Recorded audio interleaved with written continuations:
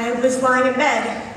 I'd just woken up. The window was open and I could feel this warm breeze blowing in on my face. And the sky was this amazing shade of blue, like electric blue. And I knew that it was fall and that days like this would be fewer and further between. And I thought, I just can't get up today. All I want out of life is to stay curled up in this perfect bed with this perfect breeze on this perfect morning. So that's what I did. Until the phone rang, and I said hello, and my mother said to me, get up, with a panic in her voice I had never heard. Tell me the story. I was already at work. I'd gone in early to put the finishing touches on a big presentation I had to do at 9. Closed my office door so that no one would bother me, and I guess I got caught up in it and totally lost track of time. When I realized it was 10 after, I freaked out and went running down the hall to the conference room, thinking what an idiot I was. I was still running through the Rolodex of excuses for being late in my head when I burst in, apologizing up and down. It took me a minute to realize that there were twice as many people in the room as usual, and not one of them was looking at me. They were all just staring at a television. I was in the car. I had just dropped the kids off at school, and I had a humongous list of things to do that day. Bank, post office, grocery store, pay the mortgage, pay the electric, pay the car insurance, cook, do laundry, clean a little bit if I had the time. I was so stressed out. It all seemed like so much. I hit a traffic light and went to change the station on the radio, and the music stopped right in the middle of a song. And the DJ started talking. That's when my mother said, turn on the television right now. That's when I realized people were crying. That's when I thought, this cannot be real. Tell me where. I was in my classroom.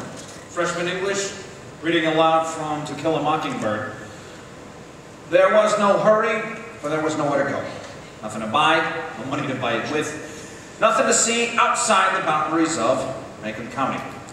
But it was a time of vague optimism for some of the people. Macon County had recently been told that it had nothing to fear but fear itself. It's funny now.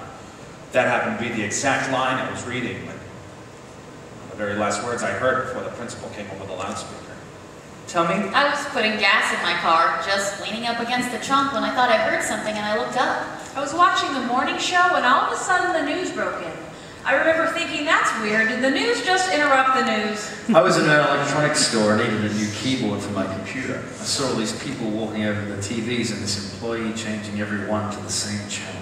I was fooling through the toll booth, and when I handed a woman my money, she was crying, and she asked me if I'd heard. I thought, oh man, who died? That's when I knew something was I wrong. knew something was wrong. That's when I knew. I thought, my God. I didn't see it. By the time I turned on the TV, it was just smoke. The smoke. So I did what she told me, and I turned on the So looking television. around the room, Bring another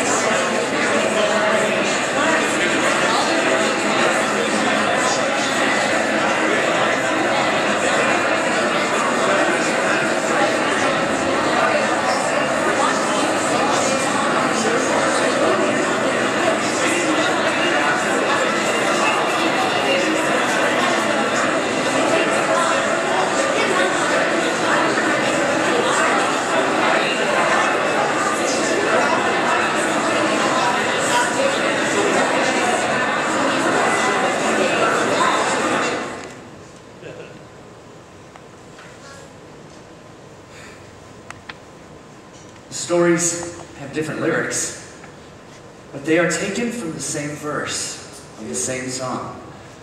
Alone, the words are powerful, but they trickle forward carefully, hesitantly, as though postponing their release will somehow reverse the past, stop whatever was from what is. But spoken together, without reluctance, without hesitation, there is dissonance. And the words rush forward like a torrent, gathering strength as they go. People are like that. Powerful in their own right, but stronger when they connect. So in times of suffering, in times when we are afraid, we search out others to connect to.